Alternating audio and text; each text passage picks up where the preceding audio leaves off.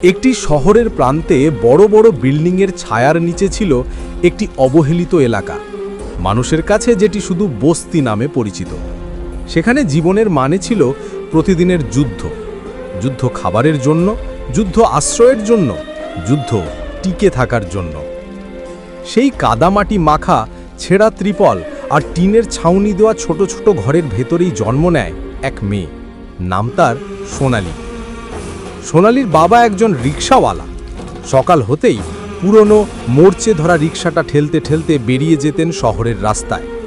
সূর্যের তাপে পিঠ পুড়ে যেত, শীতের কুয়াশায় হাত জমে যেত, আর বৃষ্টির দিনে শরীর ভিজে কাঁপত, কিন্তু থেমে যাওয়ার সুযোগ ছিল না।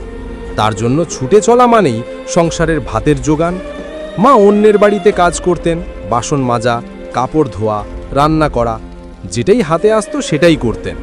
দিন শেষে তাদের হাতের চামড়া কুঁচকে যেত, তবু সংসারে হাসি আসতো না, কারণ হাসির চেয়ে ক্ষুধার আওয়াজ ছিল জোরালো। সোনালির শৈশব ছিল অদ্ভুত এক অভিজ্ঞতা। সে কখনো খেলনার জন্য কাঁদেনি, কারণ খেলনা দেখেইনি।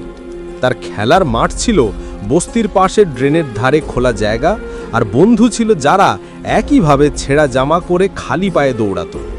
বৃষ্টি হলে তাদের ঘরের ছাদ দিয়ে পানি পড়তো, তখন বালতি, হাঁড়ি, থালা যা পেত তা দিয়ে পানি আটকাতো। খাবার থাকলে সবাই মিলে খেত, না থাকলে পেটে হাওয়া দিয়ে ঘুমাতো। কিন্তু সবচেয়ে অবাক করা বিষয় ছিল, এই কষ্টের ভেতরও সোনালির চোখে ছিল এক অদ্ভুত এক ঝিলিক। প্রতিদিন সকালে বাবা রিকশা নিয়ে বেরিয়ে যাওয়ার আগে তাকে বলতেন, সোনালি, তুই বড় হবি মা, তুই শুধু পড়ে যা।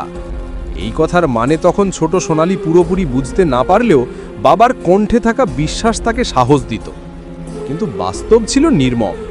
বই কেনার মতো টাকা ছিল না, স্কুলে ভর্তি হলেও প্রায়ই খালি পায়ে যেতে হতো, কারণ জুতোর জন্য টাকা জমাতে পারতেন না বাবা। কখনো কখনো টিফিনের বাক্স ফাঁকা থাকতো, তবুও সে চুপচাপ বসে থাকতো, কাউকে জানাতো না। কিন্তু সোনালির স্বপ্ন অন্যরকম ছিল। তার মনে প্রশ্ন ছিল, কেন তারা এমন? কেন বাবা মাকে এত কষ্ট করতে হয়? কেন তারা একবেলা খেয়ে থাকতে বাধ্য হয়? আর সেই প্রশ্নের উত্তর খুঁজতে গিয়ে তার ভেতরে এক অদ্ভুত জেদ তৈরি হলো। আমি বড় হব, আমি এই দারিদ্র্য ভাঙব। সে প্রতিদিন পড়াশোনার জন্য সময় বের করত, অন্যদের পুরনো খাতা থেকে পাতা কেটে নিয়ে লিখত। রাতে বিদ্যুৎ না থাকলে মোমবাতি বা কেরোসিনের বাতির আলোয় বই পড়ত। আশেপাশের বাচ্চারা যখন খেলতো, সোনালি তখন পড়াশোনা করত। কখনো ক্লান্ত হতো, কখনো ঘুম পেত, কিন্তু বাবার ঘামে ভেজা মুখটা মনে পড়লে সে আবার মন বসিয়ে বই খুলে বসত। তবুও সংগ্রাম থেমে থাকেনি।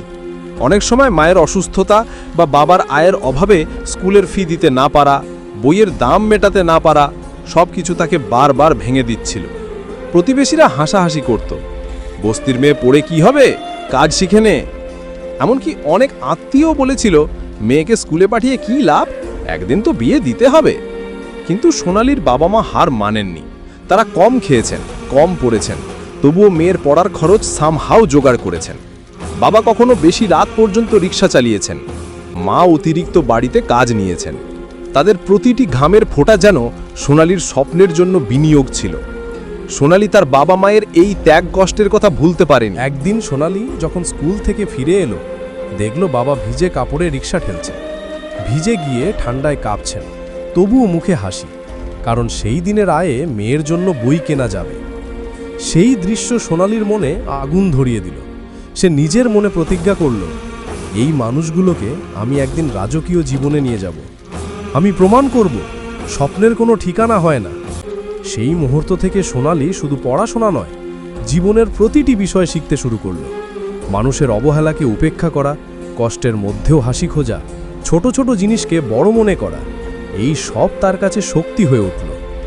এভাবেই ছোট্ট বস্তির ঘরে, অভাবের পাহাড়ের নিচে জন্ম নিল এক স্বপ্ন, যার শেকড় ছিল কষ্টের মাটিতে, আর যার ডালপালা ছড়িয়ে যাচ্ছিল আকাশের দিকে। যখন মনে হয় সবকিছু ঠিক পথে চলছে, তখনই জীবন কিছু অপ্রত্যাশিত পরীক্ষা নেয়।